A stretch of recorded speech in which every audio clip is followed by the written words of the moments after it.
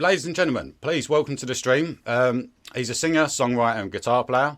He's a podcaster, writer. He's an activist.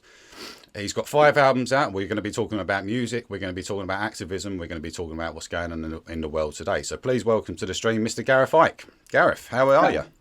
I'm great, mate. Thanks for having me. Oh, no. How are you? Oh, mate. Well, under any other circumstances, I'd be quite well. But have you seen what's going on in the world today? Let's. I had heard something, yeah. Yeah, I don't know. Yeah, I don't know if you'd heard. It's basically all the conspiracy theories that what we've been warning about and people that come before us have been warning about. It's all kind of coming true. So, Yeah. What do you think about all that? Like, did you ever really think in your wildest dreams that we'd actually be living this today in 2021 and 2020? Like, did you ever really see it coming? We always warned about it, but really? I thought people had head it off before, to be honest. Yeah. I always had the attitude that, one, I want to be wrong about it. I want to be a lunatic because that means the world's better for my family if I'm a lunatic. Yeah. But on the other end, I just thought it's probably going to have to get pretty bad before enough people wake up to it, because unfortunately people are very much kind of, well, it doesn't affect me, mate. Yeah. So I have to say, I thought that when, about 2/3 of the world population were locked in their house, that might be a point where people went, this is affecting me now. But apparently it wasn't. And then I thought, masks on kids, I thought that might be a point where people went enough, but apparently not that either. So unfortunately, it's just going to have to get a bit worse, I think. Yeah, I know. But the thing that worries me is, like, how worse is it going to get? Because like you say, like the bit when everyone's basically under house arrest, I'll give them the first 2 weeks, okay? Because that's fair enough, because no one really knew what was going on. And we can understand that, right, fine. But then you've had 2 weeks. There's 24 hours of a day. There's only so much Netflix you can watch in a day. Yeah. So if you took half hour out of that day, just done a little bit of research, listening to people like yourself, or all these other people that are coming out explaining exactly what's going on, and they're using documents and scientific data, etc., it wouldn't have taken a genius to just go, hold up, something's not right here. But they still carried on. So what do you think would be the point where it will get to the stage, and what do you actually see? Do you actually see it getting to a stage where it would ever sort of get to the point of no return and it's going to be a civil war of some kind? Or do you think that we can stop that? I think we can. I think it's just strength in numbers. And to be honest, for me, I think when furlough ends, that's when, because furlough's hush money. That's what that is. That's take this money, shut up. Basically, yeah. And when that ends, and obviously all of a sudden, oh shit, I've got to pay the mortgage now. Mm-hmm. Because I think, like, they locked down the UK on the 23rd of March last year. Yeah. If there'd have been no furlough, there'd have been riots by the 24th of March. Exactly. It wouldn't have happened. So exactly. They've paid everyone. They paid people to shut up, basically, while their jobs are being destroyed. And I think it was the phrase was coined that it's the longest redundancy campaign in history. Yeah. Which it is, basically. And it is frustrating. But then at the same time, mate, and I just saw this literally before we started chatting. Some people I've seen a lot of people, to be fair, that bought it at the start, as you said, give them the first couple of weeks. I looked at it and I went, this stinks, but I just stocked up on vitamin D, vitamin C, vitamin A, iodine, magnesium. I was like, okay, well, I'm just going to shove this in me, and because I don't know what's happening, I don't know what's happening. Yeah. And obviously, we were shown footage of people dropping dead in the street in China and stuff back then, which obviously didn't happen anywhere else, which is a bit odd. But so you're kind of going, right. All right. Well, I'm just going to be prepared. So it didn't take long to realise that actually this is a load of nonsense. But a lot of people then, within a month or so, did wake up to it, and they did go, hang on. And I remember being on a protest in London. There were 600 people, and then the next protest was 40,000. It was like it did. A lot of people went, okay. But then there's others that they will not have it to such a point where they get angry. So I got called I won't say the word, but I've got it written on my mug. I got called one of them. I got called one of them today by a fella. I take that as a term of endearment these days, Gareth. I'll be honest with you. I get called it so often. I think that's my official name these days. So don't worry about it. Mate. You're part of the club. No, I know what you mean. My wife calls me that. It's like that Mickey Flanagan. Yeah. But I got called that because I was sent a document which I had seen. I'd seen it like a little while ago, and then I probably hadn't really sort of pushed it enough or whatever. I was probably doing something. So I sent it again today, and it was the EU. Basically, it was last edited in March 2019. So it's obviously older than that at least, but last edited March 2019, where they were talking about the rollout of vaccine passports and mandatory vaccinations across the European bloc, and how they needed to, broke it down by year of how you would have to get over, obviously the human rights side of it and the coercion, blah, blah. But their plan was to have this implemented and in place by 2022, right? Now, obviously, hang on. So you're talking about this a year before the Rona even arrived. So I shared that today, just going, do you know what I mean? It's another coincidence theory. And someone called me one of them. Was that on Twitter? On Twitter, yeah. And I just thought to myself, but I've not written that. Like, that's an EU document. I've shared the PDF from the European Union. So I don't know what else I can do. I've not made it up. But that's the thing, because I follow you on Twitter and I see the stuff you post on a daily basis, and it's nothing inflammatory, to be perfectly honest. You're literally stating the obvious. You're posting up like either media links or government links, and you always get the trolls in there, and straight away it's Gareth, blah, blah, blah, blah, blah, and you think, hold on, because I'll tell you, this is why I got into doing this in the first place, was because there's always, whenever you put up these things like warnings of what's going on, there's always someone who, like you say, digs their heels in and refuses to go along with any of what we're saying.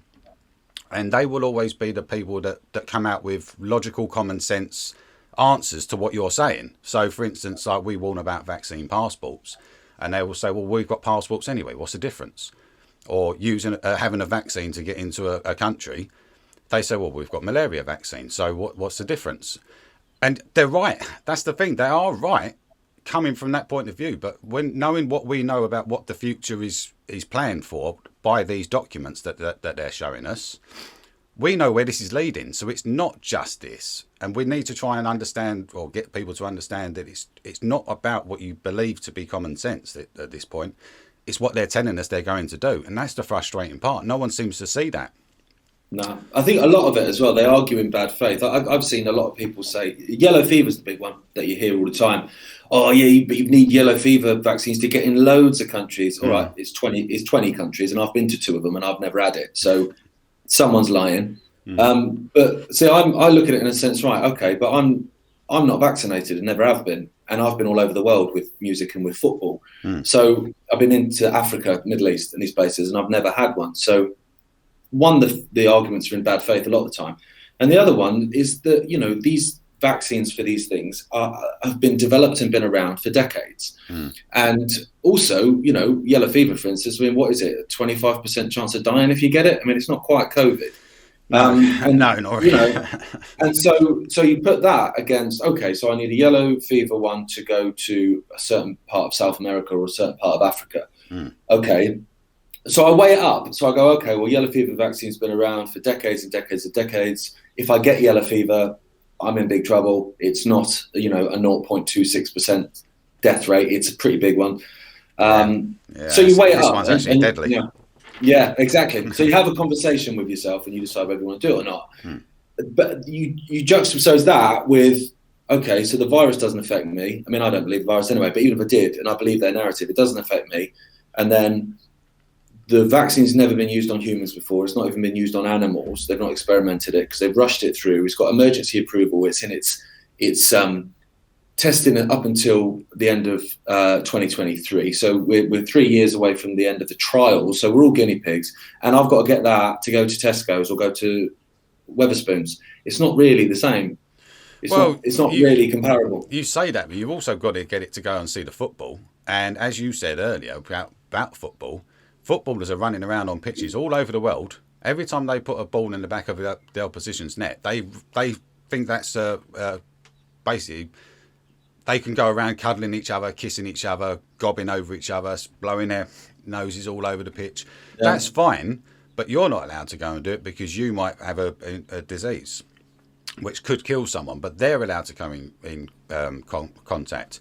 Or you had the Grammys the other night where you got, was it Cardi B? I don't know. I don't watch that sort of rubbish, but I've seen the picture of the 3 girls kissing and tongues all together. That's okay. Or the elite, we're not allowed to travel. We get a 5K fine, if we leave the country, travelling is illegal, so our government says. But it says to the average holidaymaker. It doesn't say to everyone. It says to the average holidaymaker, which means the elites, which means the rich, the powerful, the footballers, they're allowed to travel. And I can't see that people can't understand this. It's what I don't understand. What the trigger point is going to be. Like you said earlier, like what's the point that's going to get it to? I don't understand what that point is going to be. I don't think for the majority of people that point is ever going to come. I think they're that brainwashed. Well, yeah, you might be right. But I think also it doesn't take everyone to cause a revolution. In fact, the percentage of people to cause a revolution is minimal. Well, they say it's about 3.5%, don't they? I mean, it's not a lot. Yeah. I mean, if you say, you know, you've got best part of 70 million in the UK. If you had 1 million, just went, no, I'm not having it. That I think would be enough. Because you take 1 million people out of the holiday industry, you take 1 million people out of the hospitality industry, 1 million people out of going to the Premier League football matches. You know, these there'll be people knocking on doors. Yeah. I think it just, I don't know. I have a good days and bad days, mate, to be honest. I know. That's the thing. You have days where some days you're like, come on, let's do it. But nothing's going to stop me. And we're going to get this. We are going to win. And then you get other days where you go, God, I can't believe this has happened. I can't believe this has happened. See, like me and you, we're both pretty much the same age. And I know we don't look it, but we are.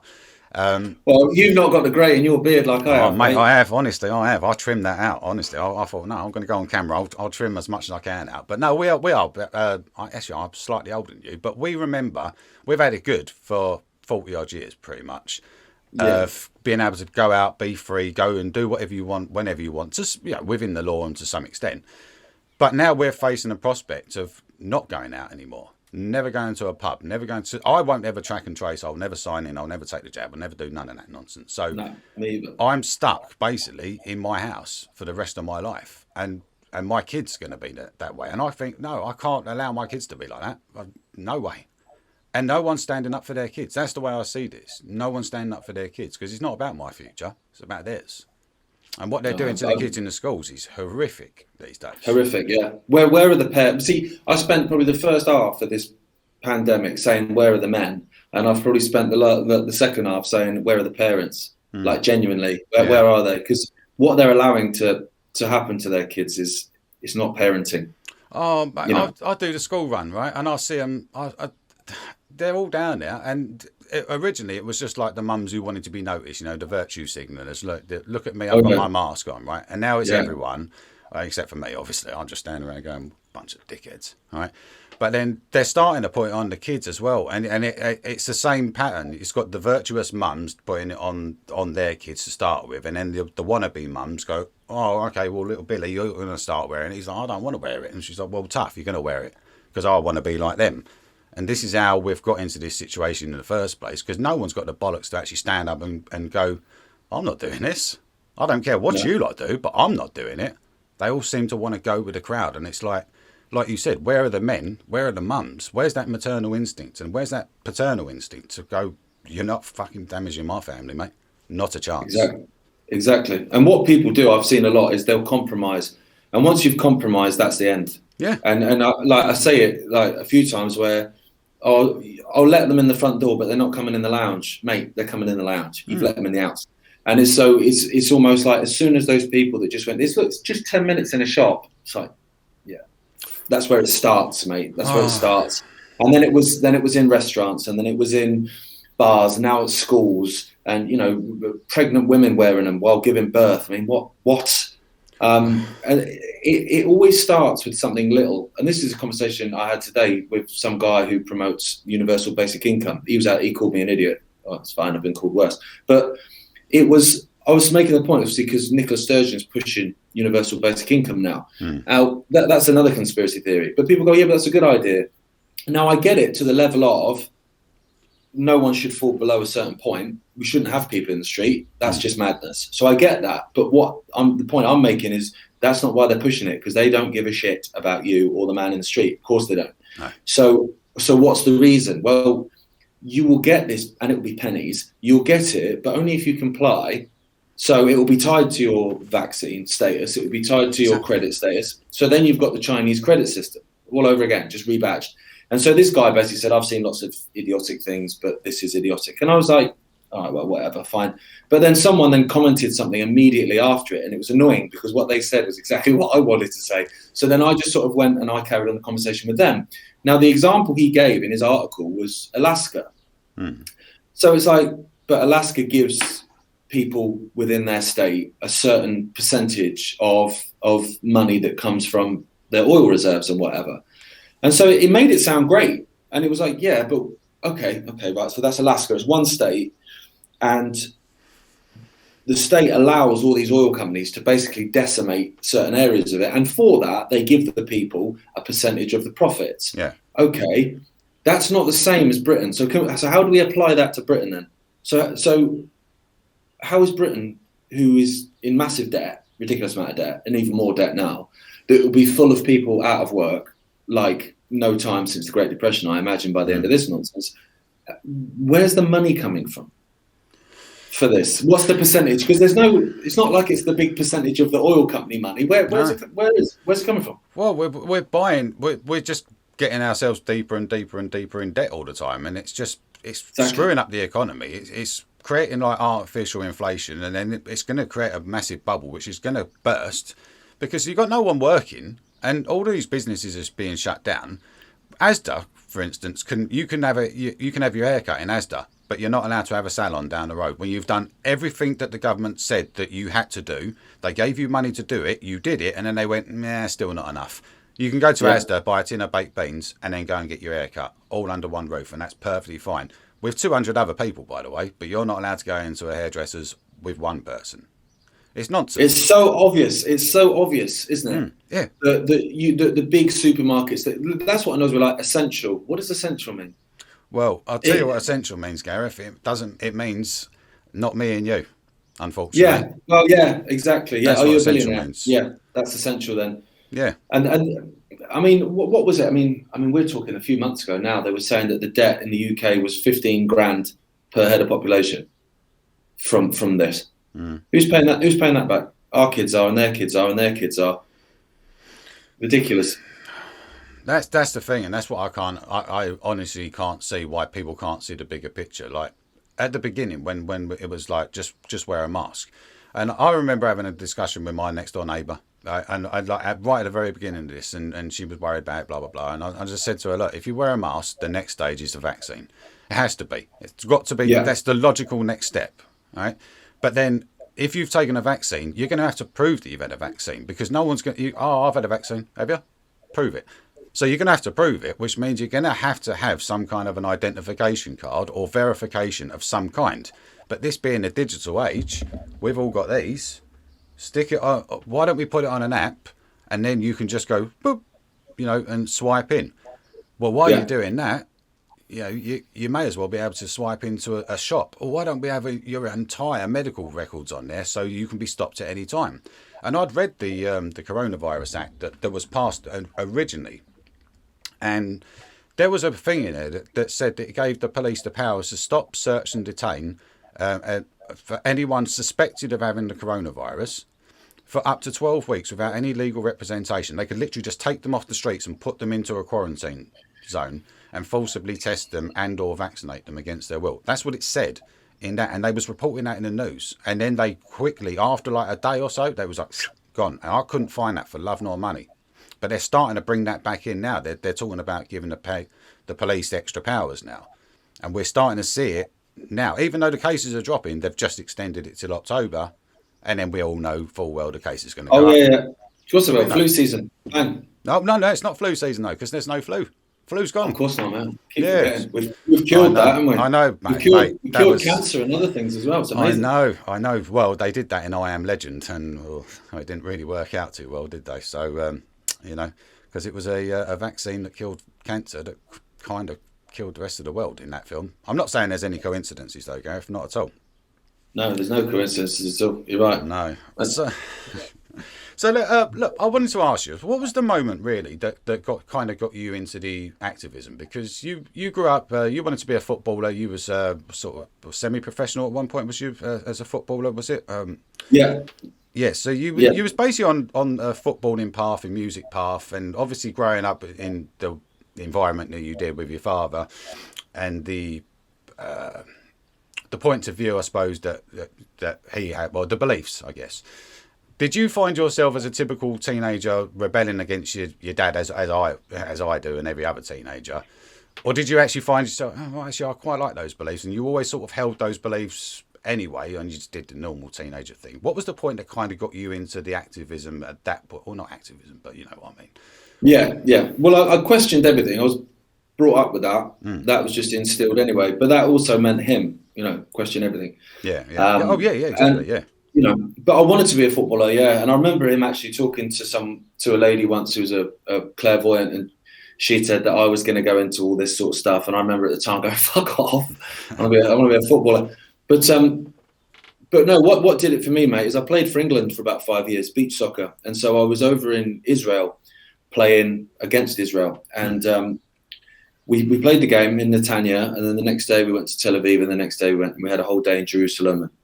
And I saw stuff that didn't fit, should we say, with what we're told here. And so are we talking about a certain conflict over there? Or are we talking about a certain group of people?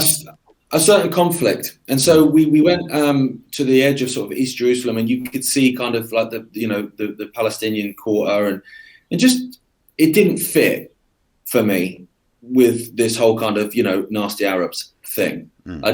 It didn't fit. So when I got home, that's when I started looking into more stuff. That was about 2008, 2009, I think, and started looking into more.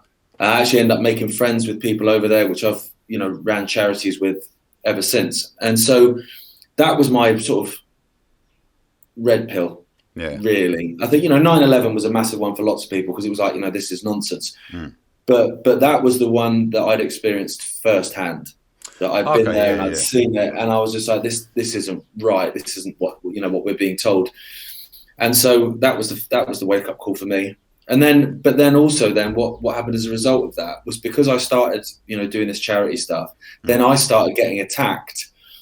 And so I remember working for Virgin Active as a PT, and there was quite a concerted effort of people to get me sacked. Bear in mind, I was just a PT, who was raising money for kids in Palestine on the side.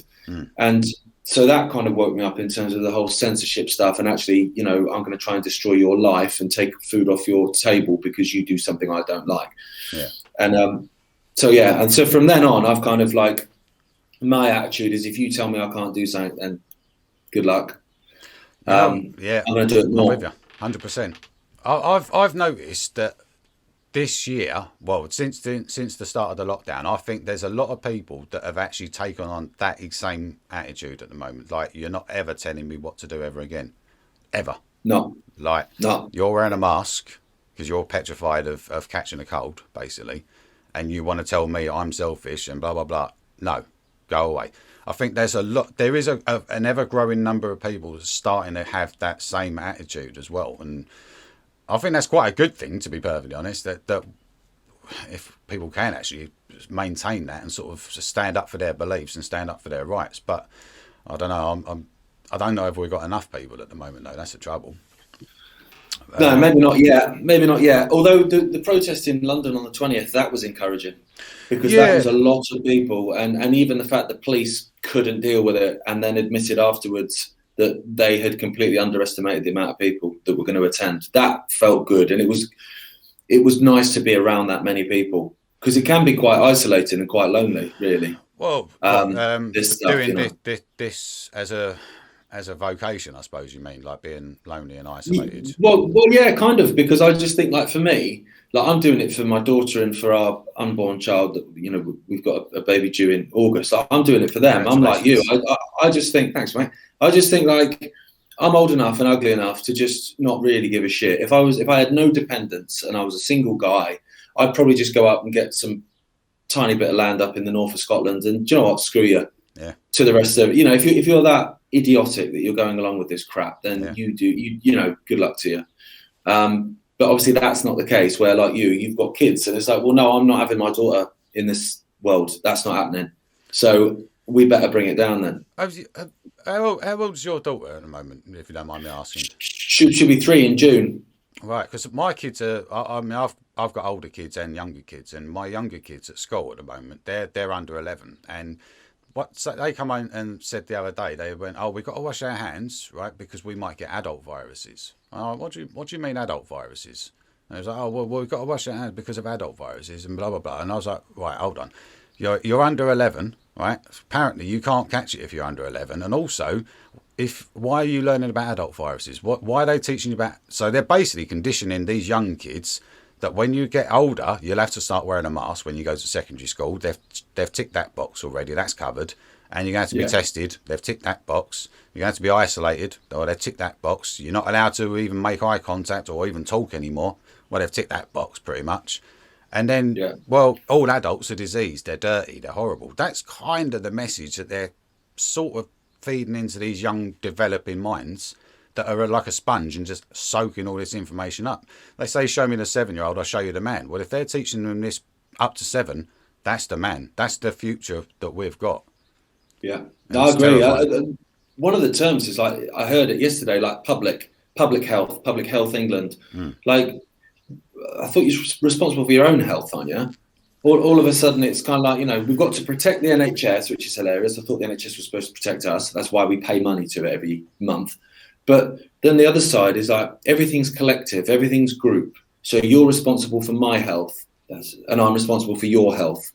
And but no, you're responsible for your own health.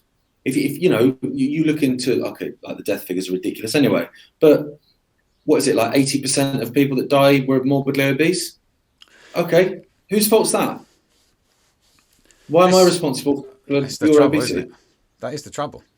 I don't think there's any accountability. That is the trouble. See, we live in a society now where it's not my fault.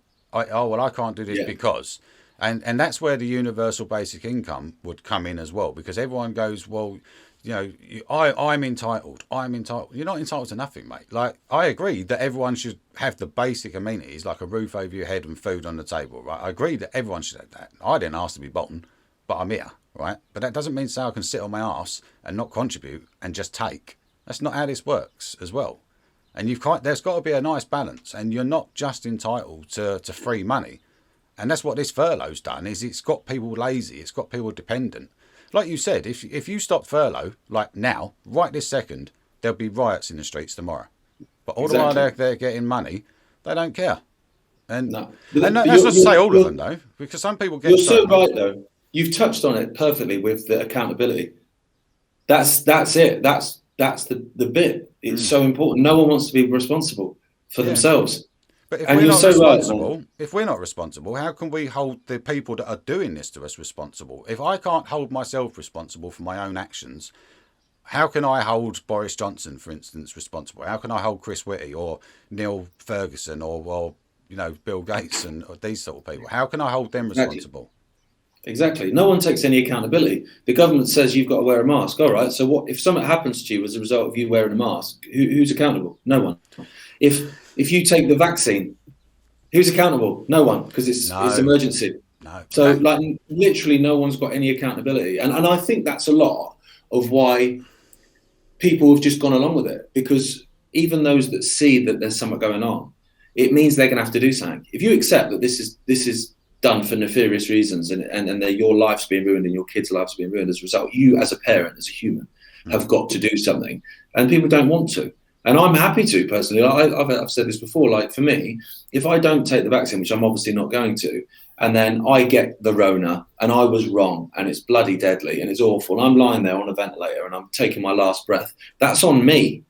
That was my fault. I chose that. And so I've got no one to blame but myself. I can lie there going, oh, I'm an idiot. Oh, well, never mind. See you later. But if I do it the other end and I go, well, I'll take it, then if I have an adverse reaction to the vaccine and I'm lying there in a hospital bed and I'm a mess and I'm infertile now, all these things that they can't even tell you, that's on them. That's on Hancock. That's on Whitty. That's on Valence. That's on AstraZeneca. That's not on me. That's not my responsibility. I did as I was told and I took it. And look, I'm in a bad way now. And it's like, we've become a country of people that expect everyone else to carry their inhaler for them, and it's extraordinary to me that, like, why would you not want to be responsible for your own destiny? It reminds me of that old Bill Hicks joke. You know, I'll smoke, I'll cough, I'll get the tumours, I'll die. Deal? It's basically that. Yeah. Bill Hicks, I mean, the guy, well, he was a fucking genius, to be honest with you. He was well ahead of his time, up there with George Carlin. I'll tell you what, those two guys, between them, pretty much predicted the state of humanity that we find ourselves in today. They kind of, because they saw social commentary and kind of like people watching and could just see that there was so many bloody idiots out there that would literally, if you say, oh, you've got to stick your head in the oven every third Thursday of the month because the Rona is really, really bad on those days, I guarantee you there'll be at least 3% of the population that will actually do it. That will 100%. Actually do that. I promise you. 100%. I remember having this conversation months ago that if they'd have said that coronavirus particles sat at around 5 feet and you'd see people crawling. Well, they did. In the street. But they did in restaurants, because you're not allowed to stand up in a restaurant. Stand up, mask on, sit down, mask off. Like the Rona knows. He goes, yeah, it just sits there. Man.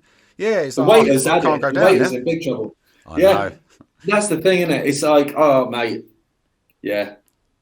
And people let some waiter on minimum wage shout at them. Like, so they're going to a restaurant. This is a guy who will kick off on a football terrace if you're wearing a different colour shirt to him. But he's in a restaurant and some scrawny little waiter on £9 an hour says, "Oi, put your mask on, sit down." And he goes, "All right then." What? Because he's terrified of getting a cold.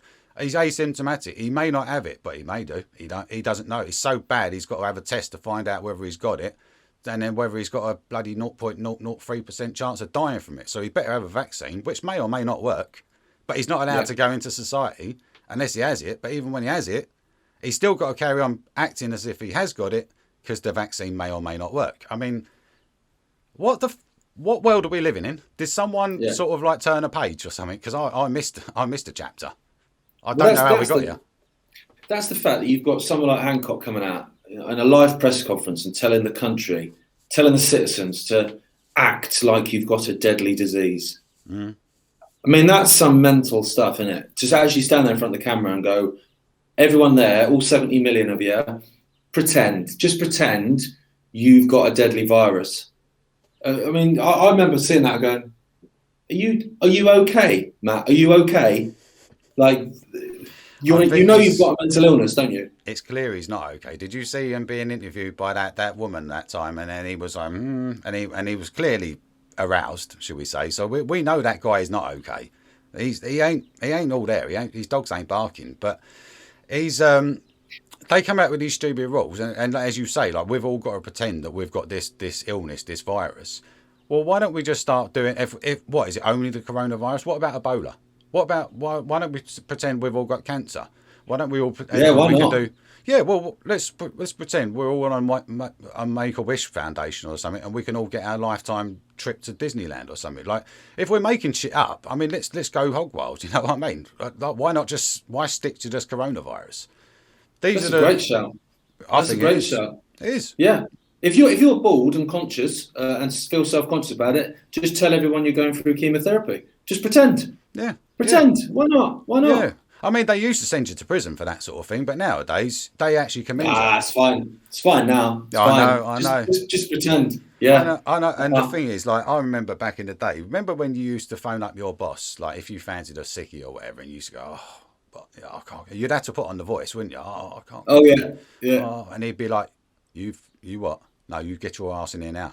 I don't care if you're dying. Get your ass in here." Nowadays, you go in there and you go, "Hatch you," and they go home, and you, behave yourself. Yeah. Christ's sake. Yeah. No one coughed before 2020. Literally no one. Oh, no. I'm just thinking now of pretending I've got dysentery and just literally going and taking a shit in the street and just seeing. And if a copper comes up, just go, no, it's fine because I've got dysentery because Matt Hancock told me to pretend that I had it. So, okay, on you go, sir. Go to any liberal city in America, and that'll be perfectly acceptable. You go to like San Francisco, well, true, they, if you don't shit in the street over there, they would look at you and go, "You're all right, mate. Do you need a needle or something? Do you need a fix or something? What's going on?" You know, that's liberalism for you. You look like one of those white supremacists. Really? Why is that? Because you're not shitting in the street. Oh, right. Okay. Sorry. Of Yeah, I know everything comes back to racism or sexism somehow. Like, you know, course it does. I don't like Starbucks. What, you racist? What the fuck did that come from? Why am I racist? Oh, you must be Yeah. transphobic. What? Just stop What are you throwing on labels about? at me. Stop throwing labels. Answer the question. You've got a point. Make it. If you can't make it, don't throw any labels at me. Just walk away. And that's the No. trouble. They can't win an argument. So you're an ism of some description. You're a this. You're a that. And they think that's enough. And for some reason, society seems to go, always racist. Rather than going, Yeah. I heard that you said anything racist. And you go, oh, no, this is the context. Oh, okay, it's a load of bollocks then. Yeah, cool. Yeah. Yeah. And if they can't even, if you can't even find something that you've said and twist it, they'll say dog whistle. That's a good one. I've heard that. Where basically what dog whistle means, it means I can accuse you of saying something you didn't say, but I still want to accuse you of it. So I'll just say that what you said, even though it isn't what I'm telling people you said, was a dog whistle. Oh, right. Oh, okay. Or trope. That's a good one. Yeah, but that's a well-known trope. What do you mean? Like, what are you talking about? That's not what I said. Dog whistle, trope. It's very similar to at the moment where with like for instance me and you we make a claim that, you know, I don't know, hydroxychloroquine would work, for instance, and people would say prove it, whereas the mainstream media go it doesn't work, and we go prove it, and they go we don't have to, but I have to, they don't. Anything I say I have to prove. Well, where's your proof? Have you got a link, please? You know, you put a status up on Facebook or Twitter or whatever, and you make a claim of something. Link, please. Link, please. Well, hold on. Yeah. It takes 30 seconds for you to go on Google, type that in yourself, and find that information. You'll know if I'm telling the truth or not. That's how you do research, but they want it spoon-fed to them. But when it's the other way around, BBC breaking news, I don't know, Matt Hancock is the best person in the world ever, and everyone just takes that as gospel. No one challenges it, and they don't have to defend themselves. The dynamic is so wrong. We've got such a problem with freedom of speech in this country. My channel is a very, very, very small channel, and I'm already being censored. I'm having subscribers removed. My comments on my live streams are being deleted midstream, and I pose no threat. All I ever do is to like government sources and media, and I'm still being censored. It's ridiculous. Because all you're doing as well is because you're using government sources and you're putting stuff together, you're doing what they don't want people to do. And to be fair, what most people are too lazy to do. So this is the thing. Journalism, you mean? Well, exactly. Because the government comes forward. That's what the BBC is. The government goes, there's a press release, and the BBC report it as fact. And then someone else challenges that, and they're fake news and whatever. And you go, but all the BBC's doing is telling you what the government's told them they're doing. Do you think for 1 minute? But then you say to these people, do you trust politicians? No one. You never trust politicians. But you trust the BBC that's just reporting what the politicians have told them. Yeah, I know. These okay. Oh man, these people. What I don't understand, and it really frustrates me, is how easy it would be for because I remember chatting to this guy Sterling Simpson, who's a lung specialist in America, and he said to me, they always tell you. He said, so when you've got a can of drink, it will say what's in it. Now you can go away and take all those long words and Google them and find out that they're a carcinogenic thing or whatever. You can do that, but you don't. You drink it because you can't be bothered to look. And so the government will always tell you what they're doing. And so you go, right, okay, so the government, like, Fauci comes out and says that 35 cycles and above of the PCR test, it's a waste of time. You'll find anything there, and it's not reliable to find anything, basically. Okay. And then the NHS tell you that they use 45 cycles. I know. They tell you. But so then you go, well, why is a journalist not going, excuse me, sir, this PCR test, all these cases, you're shutting everything down, you're using 45 cycles, and we know that anything above 35 is a waste of time. Could you explain that? Never seen that asked. Why?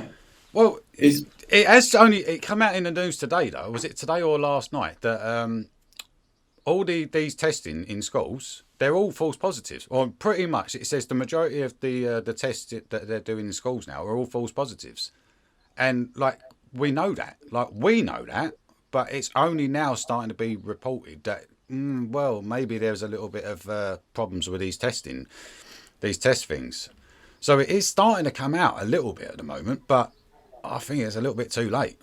You know. Well, yeah. Well, for the people that have been coerced into taking the vaccine, can't take it back. Can't take it back out again. I'll tell you, I'll Can't be take it back furious. out again. You know? You imagine though if you just had like the Oxford, for instance, or the AstraZeneca, and then they've gone and recalled it. I'd be furious. I'd be absolutely furious, and I'd be terrified as well.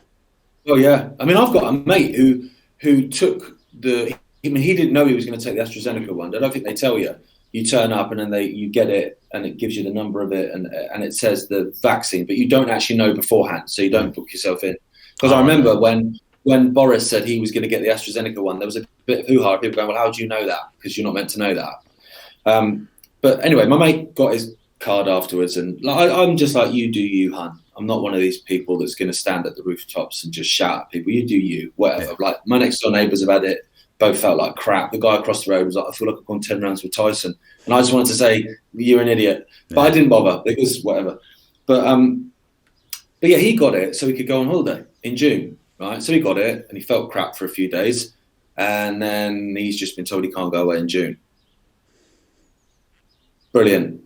Cheers for that. And you just think, how many people is that? How many people got the vaccine because I get my life back? I get to go to Cyprus. I live for my holiday, and so they went and got it, and then they get told, no, sorry, mate. Sorry, this is awkward. Yeah, you can't go. Well, you can, but we'll fine you $5,000. Have you got $5,000 now? I didn't think you had $5,000 now. Well, it's not only $5,000, yeah, because you've got to be quarantined as well, haven't you? You've got to be quarantined when you go there, so you theoretically a 2-week holiday is going to be a month. Because you'd have to go there, be quarantined, then have your holiday, then come back and be quarantined, and then you've got to lose all your money and all your wages. And who's got a month's holiday just to go for 2 weeks in the sun wearing a bloody mask and still socially distancing? And all the restaurants on the beach. Are shut. On the beach in Spain, you've got to wear a mask. Yeah, I know. You come back with a nice little suntan thing like that, wouldn't you? Like a fucking tan mask. But speaking of like travelling and things like that, so you are a musician as well, and you like gigging all that sort of thing. You're touring all over the world. How do you find that this has affected you? Obviously, you ain't touring at the moment, so massively. But as you and the entertainment industry as a whole, from that aspect of it, what do you see, especially as the future going forward and like performing and what have you? Well, I don't really. Blake, innit? To be honest. Well, yeah, because I know that unfortunately, and I can say this because I'm not partisan at all. I don't have I'm politically homeless, me. So, but it tends to be more of the lefty lovies tend to be the ones that have really bought into this proper draconian shite. And unfortunately, they're the ones that generally that run music venues and stuff like that. So I imagine, going to gigs will be very much vaccine passport nonsense and all that sort of rubbish. And I'm getting involved in any of that crap. So I suppose I'll just wait until, because like anything, like necessity is the mother of all invention. So there will be bars and restaurants and music venues and festivals and scenes that will come out of this going the other way. There already is. I really hope so.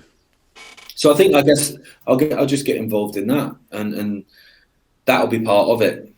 And do you find it weird, sort of perform? Because I've seen like where you're still performing, but like just doing it via YouTube and whatever. Do you find? I hate it. Yeah, because it takes away that interaction, doesn't it?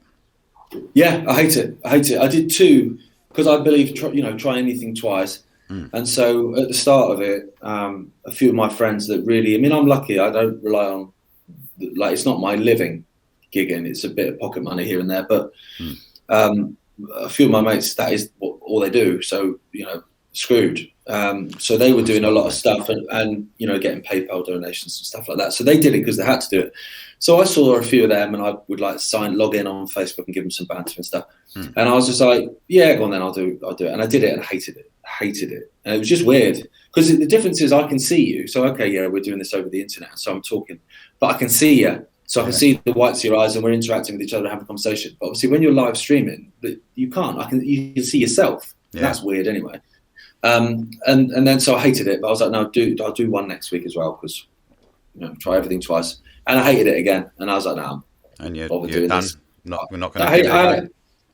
I hated it, mate, because like it's all about, for me, is the interaction with the audience, seeing the whites of their eyes, and having that, and you know, some applause, some people shouting out banter, someone going, "Do you want a pint?" You know, whatever, that sort of stuff is Yeah. what I love about it. And it was replaced with, you know, a little blue light popping up, or a little, you know, and it's like, Yeah. it's not for me. That I think it takes away for the audience as well. Like as a fan of music, I've got no interest in anything new that's coming out at the moment at all. no, And I've almost found myself going back in time. Like I'm becoming very nostalgic. So I'm almost like the last 10 years haven't really existed, like culturally, entertainment wise for me, because it's all been shit. If it hasn't been remade, it ain't worth doing. If they can't rip off a song and resample it, it ain't worth making these days. And like you listen to songs like back in the day, you know, like fucking Dire Straits and all that sort of thing. Well, you know, pick a band off the top of my head, but they knew how to write a song. You know, you yeah, can write a song. The Eagles, for Christ's sake, things like that. They wrote a song. It was on the radio. Everyone, the music these days, I mean, it's shit. It's absolute dog shit. And yeah, not because not all it's of it, but you know what I mean. yes, it's like anything. It's like fast food, isn't it? It's like music. No one's there for the long haul. You know, in the old days, you'd have bands that would be given like 5, 6 album deals, and they might even lose money and not be very successful the first 2 or 3 albums. But there was a faith in them, and they grew and they evolved as a band, and then bang, there was that album. Whoa! And some of these like most famous albums in history were like 4th, 5th. I mean, that's what was it? The Snow Patrol album, their big breakthrough album. I remember people saying, "Oh, have you heard it? Got a debut album?" It's like, mate, it was like their 8th album, mate. Do you know what I mean? And it's the Yeah, same with bands like Jimmy Eat World and other bands like that. God, you know, that Bleed American, that was, you know, what an opening hit. It's like, mate, it's about their 4th album, I think. And but now, if you fail on your first album, done. So it's like everyone wants fast food stuff, which is why they go, "What's the formula? What works?" Okay, take an old song and then put a piano or an acoustic guitar and a female vocal and slow it down, cover it, done. That works. yeah. All right. And so that's all you hear now. Like so many covers, which are just chilled out, reprised versions of like an 80s pop song. It's like, is anyone doing anything new? No. All right. I'm like you. I listen to older stuff because there's nothing out there for me really. Well, it's artistically better for a start. I mean, it was creative back in the day. Like you listen to like Jimi Hendrix, for instance, and he was just blister out a solo, and you'd sit there and just be like, how did he do it? How did it? Like your jaw would be on the floor, kind of thing. But these days, it's kind of like, you know, just like just get a little riff here, repeat that, throw in the word baby about 75 times, and the job done. And it's like, okay, there's no talent, fuck all talent in that, but it's the way of the world. But what you're talking about, the fast food sort of culture sort of thing, it's like with football. If you get a football manager, if he ain't sort of won the Premiership within 3 games, they sack him. Go, no, he's no good, get rid of him, get another one in. Then another one comes in, no, gone, out. We want success these days as a society, as a human race. It seems to be very much we want instant gratification. We've got it with our cell phones and whatever. We want information, boom, it's there. I want to order something, boom, Amazon, it's there. I can get it the same day if I wanted to. Everything's there at my fingertips. There's all this style, basically, but there's no real substance behind it. No. People like destroying things as well. So like with a celeb, build him up. How long's he been there? A couple of years, right? Smash him. And so you destroy them as well. People kind of like that. And I think back to the rock and roll, like the old days, like you knew the singer-songwriter was probably cheating on his wife. He was probably off his face on drugs. He was probably questionable morally, probably a bit of a knobhead, but listen to that song, mate. Wow, what a song. Whereas now everyone's so bloody virtuous and prim and proper. And, you know, God, you see how well he was dressed? Yeah, isn't he wonderful? You see he came out and spoke in favour of Hillary? Yeah, he's a dream, isn't he? Yeah, but it's song shit. And that's a lot of it. Like I say, there's no substance. It's all you know, cream and sprinkles. And there's actually, but it's still a dog shit cake. It's the Hollyoaks culture, I call it. It's all style and no substance. You watch an episode of Hollyoaks, it's like a fucking modelling commercial, basically, with a little bit of a script thrown in. It's pretty much it. And that's what we're experiencing in our culture these days. You know, just it's frustrating, to be perfectly honest with you. It really is. But that's the world. That's the world we live in now at the minute. You know. Yeah, I don't know what the answer is. I don't know where we would go from here though, because like I said to you, I mean, really, I kind of discount the last 10 years because before that, I don't mean like in my life, but I mean just entertainment-wise, because there's been nothing decent come out, or music, films, TV, even TV. Like when we was like sort of in late teens, early 20s, the BBC.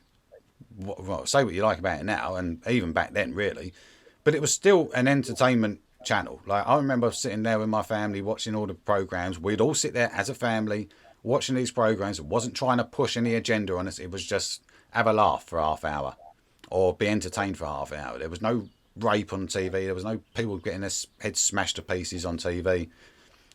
But these days, it's like how depraved can it possibly get? How just nonsensical can it get? And how much woke nonsense can we get in there? Have we got a lesbian in there? Have we got a strong female and a weak male in that program? Have we got enough ethnic people? Have we covered this particular topic this week? Have we offended anyone? God Almighty! But that's the thing. The Overton window of sort of acceptable debate is shrinking, but then also the Overton window of kind of acceptable comedy, acceptable content has just shrunk as well. So that's why it's not funny. Like if I wanted to be a successful comedian, what do I need to do? Slag off Donald Trump, slag off Brexit, tell people to wear a mask, and take the piss out of anti-vaxxers. Bang. Live at the Apollo, welcome. Yeah, I mean, it is, isn't it? It really is that as well. Yeah, and it's so easy. If I came out and went, well, do you know what, right? Actually, I'll take the piss out of global warming cult because they're full of crap. I'll take the piss out of the Rona because it's absolute scam. And I'll take the mick out of the EU. Yeah, good luck, son. Good luck, son. No, I'll tell you what, right? I think if you did that in general day-to-day life, you'd have like such an audience, right? But as you said earlier, with the clubs, like the music clubs, comedy clubs are the same. They won't. They daren't let anyone in that sort of like challenges, like, because comedy's meant to be controversial. It's meant to be there to sort of challenge you and make you go, oh. But then you find humour in that, and it kind of goes, okay, maybe I can see the funny side. Maybe I can stop being such an uptight arsehole about life and just relax. Yeah, that's what humour's there for. Exactly. I mean, Alistair Williams is the prime example of that. I mean, he had a very Williams. Yeah, I do as well. And he had a very promising career before the Brexit Burger King joke. Yeah. And it was a funny joke, and it was a good way of explaining it. Yeah, exactly. But it wasn't anti-Brexit, so game over. I mean, he got loads of stick for that, and I've a couple of times I've gone back and watched it, and I think, how has anyone given him stick for that? Like, I'm the same as you. I think comedy is supposed to be controversial. One of the most hilarious comedy moments of my life. A guy used to play bass for a band I was in years ago. He decided he'd try a bit of stand-up. Right now, he's naturally quite a funny guy. If you walk into the pub, he's cracking jokes. He's one of these guys. And so, but stand-up's obviously very different, right? Now, the gig bombed. It proper bombed, right? Because people weren't ready for it. But I still think about it now, right? And it was so wrong. The opening gambit, right, was so wrong. But that's what comedy's about. It's like he's not actually saying that. He's saying it as a joke. There is a difference. And so he got a gig at a Children in Need fundraiser, right? And so there's loads of people there. There's me and his brother who played in the same band, and we've all got a beer. And he came out and he got introduced. He came out and he went, "Children in need of a bloody good shagging," like that, right? Now, I've got kids, but I know it's a joke, right? So I'm gone, right? And so his brother's gone. The audience, like, there's a couple of little tiny pockets of people like doing that, and really obviously not wanting to show how hard they're laughing, right? And everyone else was just silence, right? He tried to get through another couple of gags. It bombed. He went off early. But still to this day, like, that was years ago, and I still laugh sometimes thinking about just how inappropriate and ridiculous it was. But it was funny. It was funny. But the thing is, though, like, I could sort of see where you was going. I knew it was going to be something. As soon as you said Children in Need, I was like, oh God, this ain't going to end. Yeah, you know where it's going. Yeah, but he's not serious. No, it's not like, it's not a paedophile. It's a joke. Yeah, I know. That's the thing. People have got no sense of, like, just lose yourself. Like, go, right, I'm going to switch off for an hour and I'm just going to lose myself in this, and just it's just a joke. It doesn't matter. It doesn't. I went and saw Jimmy Carr I think it was December last year, not last year, the year before, 2019, just before all this kicked off. And 90% of his show is pretty much sex abuse jokes, whether it be rape or paedophilia or whatever. 90% of his show is involved with that one way or another. And if you went into that just sort of prim and proper with a stick up your ass, you'd be like, oh my God, this is absolutely disgusting. But if you just go, look, all right, I'd get some more jokes in your routine if I was you, flesh it out a little bit. But as jokes, they're still bloody funny, because they're jokes. That's the point. He's joking because he's actually on stage talking about doing it in a funny way, trying to see the humour in the darkness, basically. And that's the trouble. But that's a very British thing, like dark humour. And that's almost been beaten out of us, really. Like, that's one thing that we share as English fellas with the Scots and the Welsh and the Irish. Like, there's lots of difference and conflicts and all this sort of thing here and there. But the thing we share is a dark humour. And and a lot of people don't share that, particularly in America. I remember being in Prague, and we were all outside this pub having a beer, and there was a couple of Marines there that had come over from, just on holiday from America, and we got on really well with them, actually. And a friend of mine was egging this guy on. How many press ups can you do? So he was doing these press ups. I was like, doing one-handed. So he was doing these one-handed press ups, and I sat on his back. He did these one-handed press ups with me on his back. I mean, he was a machine, this guy, but he was funny.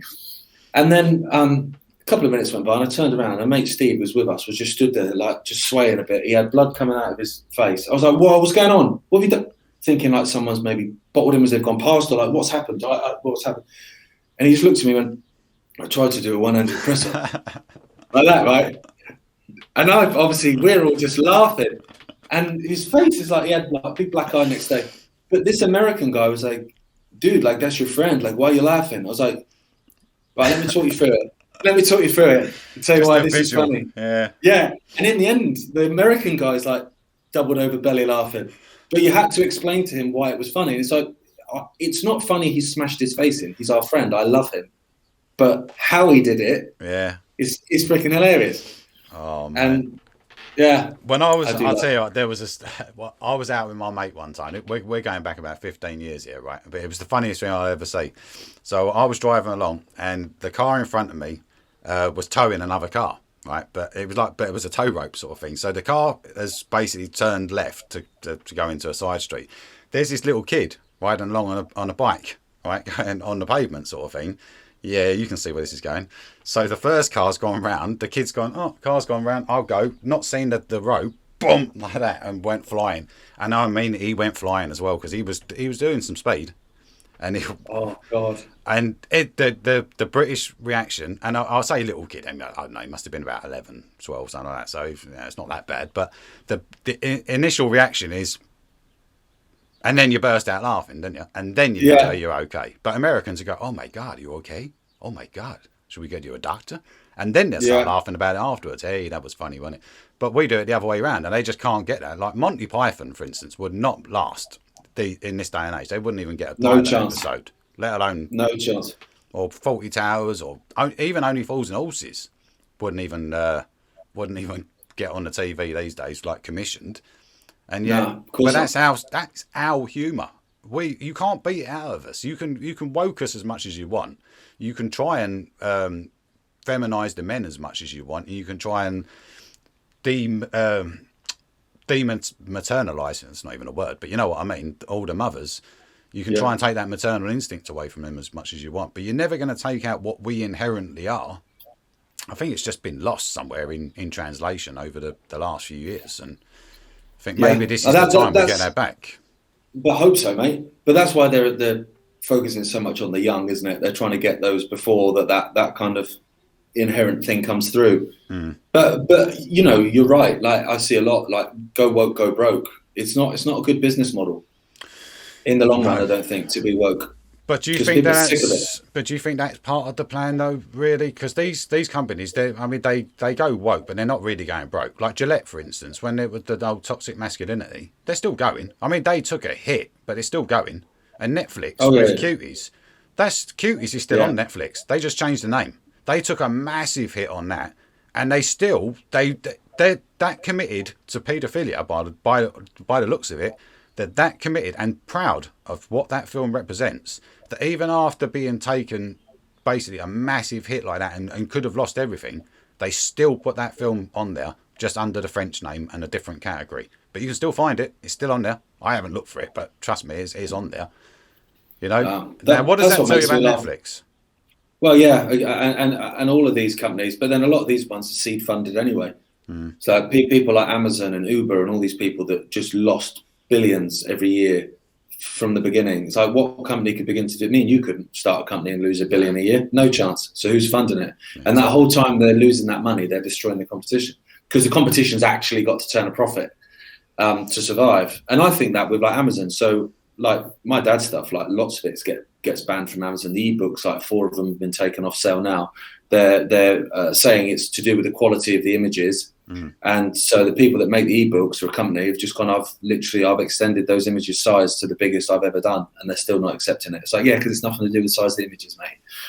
But so they do that, and if you have a book on vaccines that's questioning the narrative, they get banned or they get a warning put on them. Same with eBay and all these other places. It's like, oh, but you can buy Mein Kampf, can you? Oh yeah, you can still buy Mein Kampf. That's fine. So are you bothered about censoring hate or not? It's funny though, Not because really. I've been following, like, I've been paying attention to your dad's work for 20 years, since 9/11, basically. 9/11 happened, and I woke up, and I was like, right, I want to learn. I want to learn as much about all this shit as I possibly can, because I realised I don't know nothing. And naturally, I've discovered your dad. And I've been paying attention to everything he's been saying. Right now, over 20 years of listening to him, at no point have I decided I want to go and kill anyone, hate anyone, try and do anything derogatory towards anyone. I've got a roof over my head. I'm quite a decent person. I'm not a criminal. So he's not made me this person that they see. He's not some dangerous person. He's not influencing people to go out and stab and kill and whatnot. I don't understand what the threat is. All he's saying is question everything and open your mind. What's the problem with that? What's the problem? Well, from their point of view, pretty big problem. But what I find with him particularly, it's ridiculous, is they just throw labels.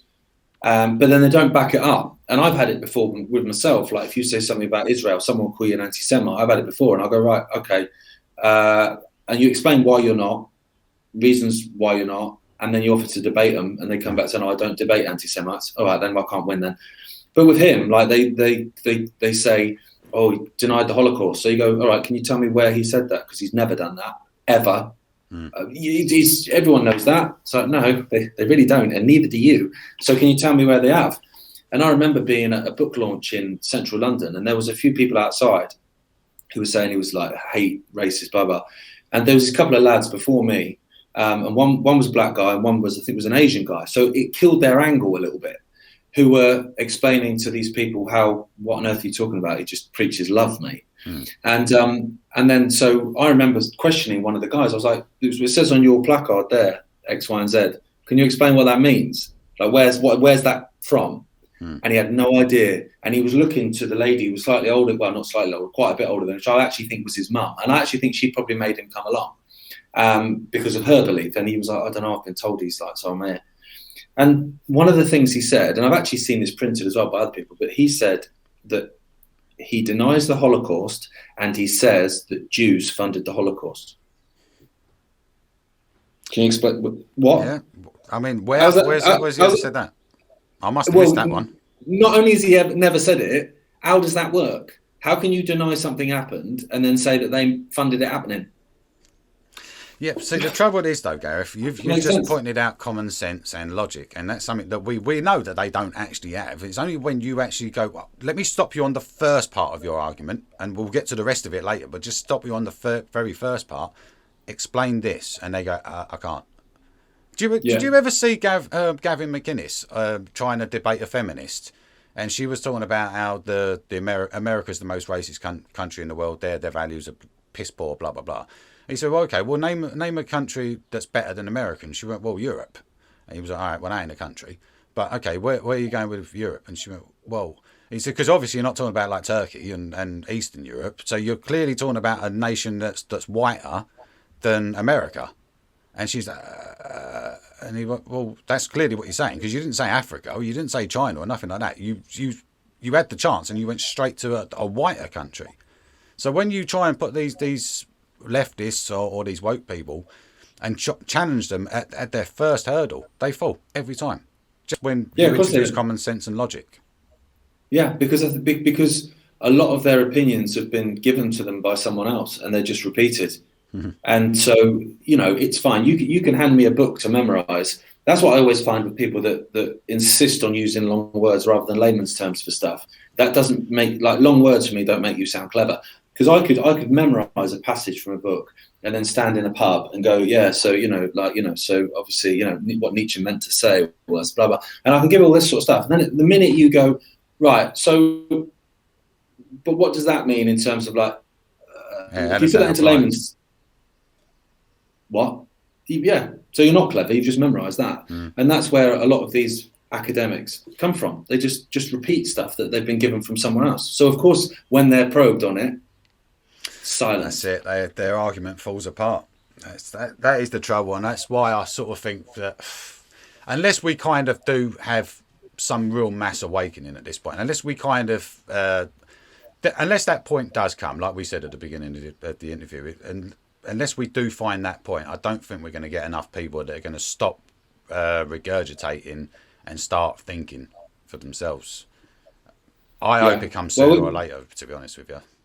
Yeah, I'm the same, mate. I think people are waking up, though. They are. And, sometimes it's like, good days and bad days. Sometimes I just want to punch myself in the face. And other days I feel a lot more positive. But when I look back in terms of the demographic of people that are switched on, in the past I'd have my football mates, and I'd go to football with them, and I'd have my, maybe ice hockey mates or whatever I used to play hockey with, and I'd have my music mates who maybe had a little bit more of a political conversation, but generally a bit more leftist.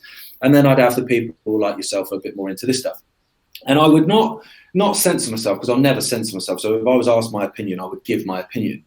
But generally, if I was out with a football lot, it would be like, I'm not going to start bringing up stuff myself, because it's like, all right, Icke's off on one again, get the beers in, son. So I'd kind of do it. But then it got to a point where I'd find actually people, gigs would come up to me, and people at like football would come up, here, Icke, mate, have you heard this, Matt Hancock? And so the conversations were coming from from groups of people that I would generally not sort of talk about stuff to, who were actually seeing through it and saying, hang on, this doesn't add up.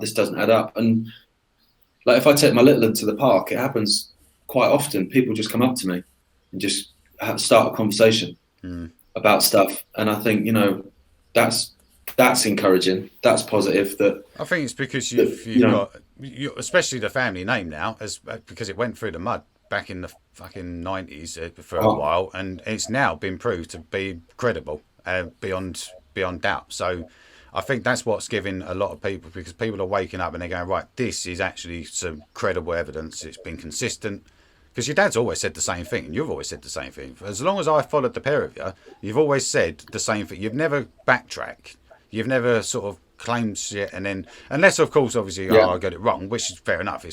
But your main message is always consistent. It's never changed, and people are seeing that, and they go, "Listen, I respect that." So speaking of, so you've got iconic.com, which you're a founder of with your dad. Is it your brother as well, I believe? Is it just my brother founded it, and me and Dad basically provide content for it. Right. Okay. And you've along got with lots of others. and so that can be found at iconic.com, and Yeah. davidicke.com as well. Can you find any links there as well? And you got you can link garethicke.com from there. And yeah, so Iconic is everything basically. It's kind of like a Netflix type thing. So there's films on there, documentaries on there, weekly shows, podcasts. You can watch shows on yoga. It's everything really. And then we're launching on the 16th of April a new show called Right Now, which will be on a Friday evening. Okay. Which is basically a kind of a recap of the week. And then what we're trying to do with it as well is we're making a point of where the world is now, but also because it's so bloody predictable, then we're ending each show with next week's news. That's a good So idea. it's a case of, we were laughing, Rich Willett, we were laughing about having a catchphrase. He's like, you need a catchphrase. It's like, God, he was like, you can quote me on that. Like, that's the catchphrase. I was like, I love it because it's cheesy. Well, it. Tell you what, But just, Gareth, do you remember that? Sorry, mate, that's just reminded me. Do you remember the two Ronnies sketch when it was they was doing the mastermind thing, and the guy would be he was asking the questions, but he was answering the questions beforehand or something. Do you ever remember that? And it was kind of no, I don't remember that. Right, see, but basically the guy was asking him a question, and then he would ignore it, and then he would ask another question, and he would answer the question to the previous question. So it's almost like what you're saying there, giving the news the next week. If you can find that sketch, trust me on this one. If you can find that sketch, you'll find some catchphrases to sort of you can work on that, because that's gold. Trust me, that would work so well with that.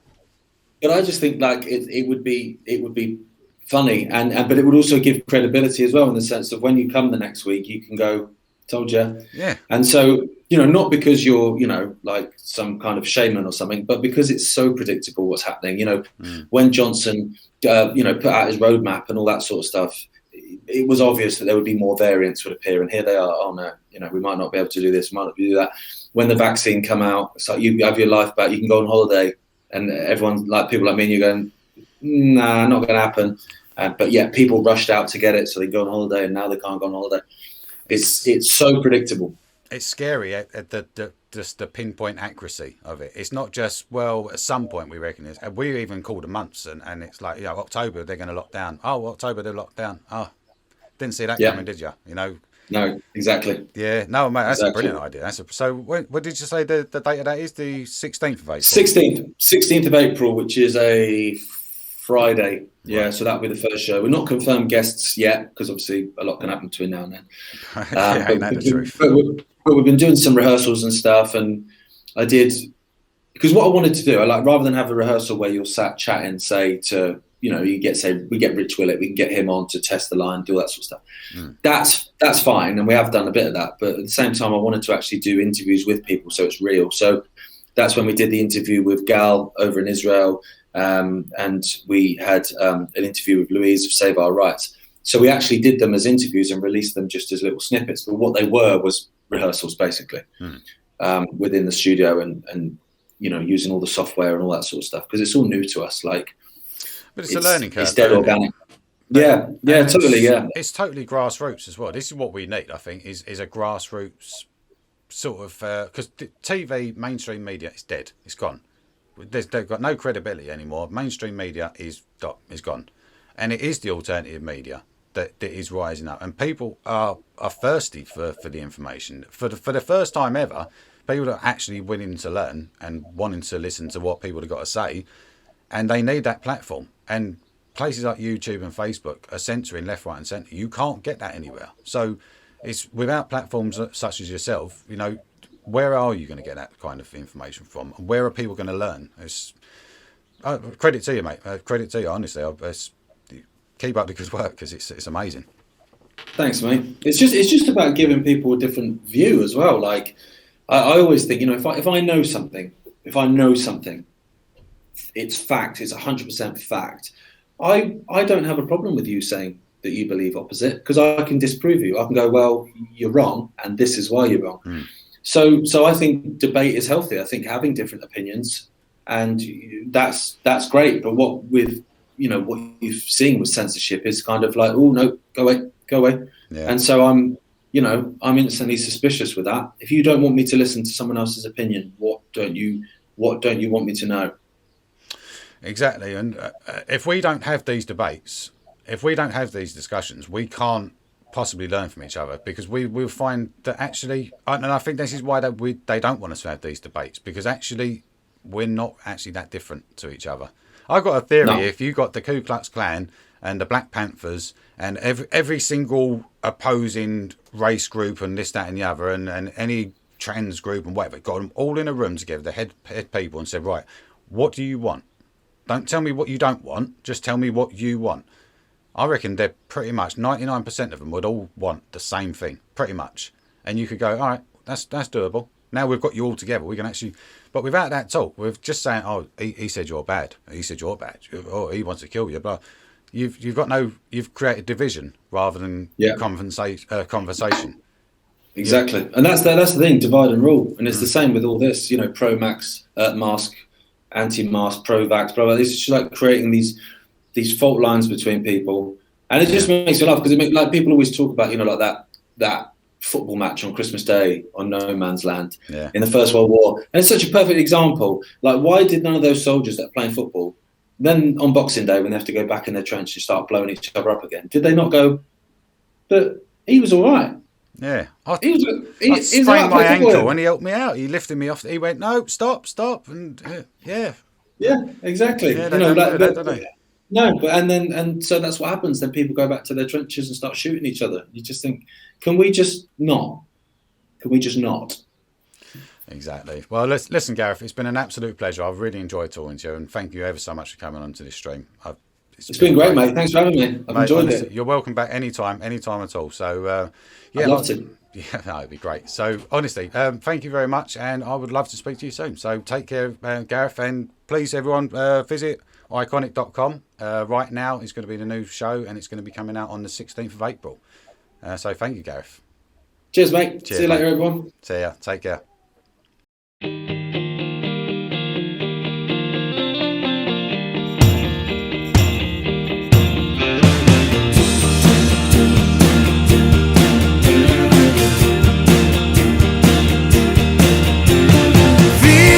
Like a race, you're miles off the pace, and I still lean for the line, fall all the time, and I still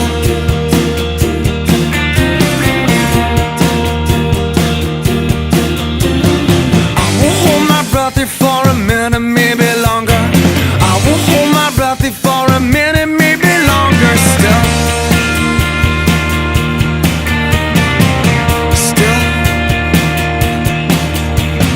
All the pretty colors pick me up and take me somewhere. All the pretty colors pick me up and take me somewhere else.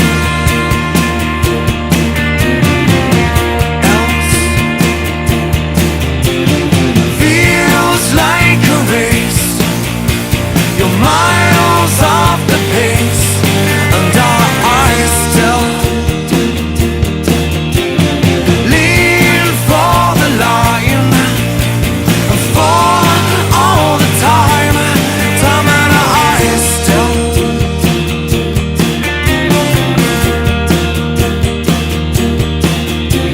skin becomes a sponge, and that's welcoming the outside. Skin becomes a sponge, welcome all the outside in.